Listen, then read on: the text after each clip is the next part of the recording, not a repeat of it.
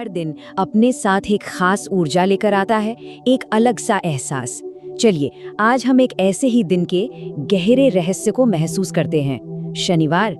ये सिर्फ कैलेंडर का एक पन्ना नहीं है, ये तो कर्म और न्याय से जुड़ी एक बहुत ही गहरी सोच का प्रतीक है। और इस पूरी सोच के केंद्र में जानते हैं क्या है? बस एक शब्द, कर्म। हमारे हर काम, हर सोच, यहाँ तक कि हर भावना का नतीजा, जो जैसे इस ब्रह्मांड में गूंजता है और फिर घूमकर हम तक लौट आता है। तो इस सफर में हमारा जो पहला पड़ाव है वो हमें अनुशासन की तरफ ले जाता है। आइए समझते हैं कि कैसे। शनिवार का दिन आत्मनियंत्रण और संतुलन के सिद्धांत से इतना गहरा जुड़ा हुआ है।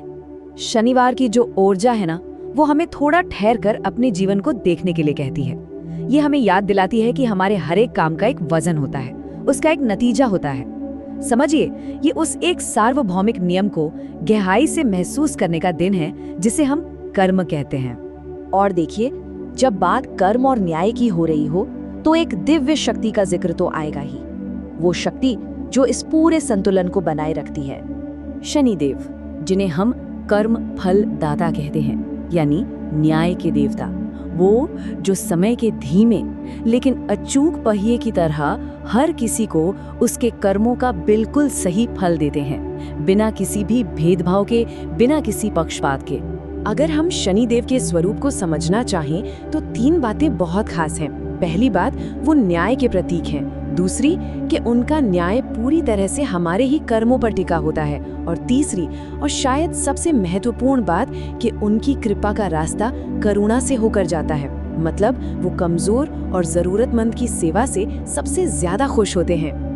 और यहीं से, इसी गहरी समझ से एक बहुत जरूरी चेतावनी भी निकल कर आती है। एक ऐसा काम है जिससे इस दिन खास तौर पर बचने के लिए कहा जाता है। तो आखिर वो कौन सी एक बड़ी गलती है जिससे कहते हैं कि जीवन में रुकावटें आ सकती हैं? वो है किसी भी गरीब, बुजुर्ग या जरूरतमंद इंसान का अपमान करना या उसे अनदेखा कर देना, उसकी पीड़ा से मुंह मोड़ देना। ऐसा इसलिए माना जाता है क्योंकि ये काम सीधे सीधे शनिदेव की ऊर्जा के खिलाफ जाता है। आखिर उनका तो मूल सिद्धांत ही कमजोर की रक्षा और करुणा है ना? तो जिस काम से बचना है वो तो साफ हो गया, और अच्छी बात यह है कि जिस रास्ते पर चलना है वो भी उतना ही साफ है। ये रास्ता है सम्मान और निस्वार्थ सेवा का।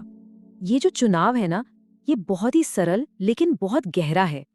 सोचिए, एक तरफ अंधेरा है, अपमान का, अनदेखी का, और दूसरी तरफ रोशनी है, दान की, सम्मान की और मदद की। हमारा हर छोटा सा कदम या तो उस अंधेरे को चुनता है या फिर इस रोशनी को। इस अच्छी सकारात्मक ऊर्जा को अपने जीवन में लाने के 3 बहुत ही आसान रास्ते हैं। पहला, जरूरतमंदों को कुछ दान देकर, चाहे वो बस थोड़ा सा काला तिल हो, तेल हो या कपड़े ही क्यों ना हो। दूसरा, अपने बुजुर्गों को आदर और अपना थोड़ा वक्त देकर। और तीसरा, बिना कुछ वापस पाने की उम्मीद के किसी की बस यूं ही निस्वार्थ मदद करके। और आखिर में बस इस एक विचार को अपने मन में ठहरने दीजिए, कर्म का अटल सिद्धांत। हर एक क्रिया का एक फल होता ही है, ये तय है। हम जो कुछ भी इस ब्रह्मांड को देते हैं वही कई गुना होकर हमारे पास लौट आता है।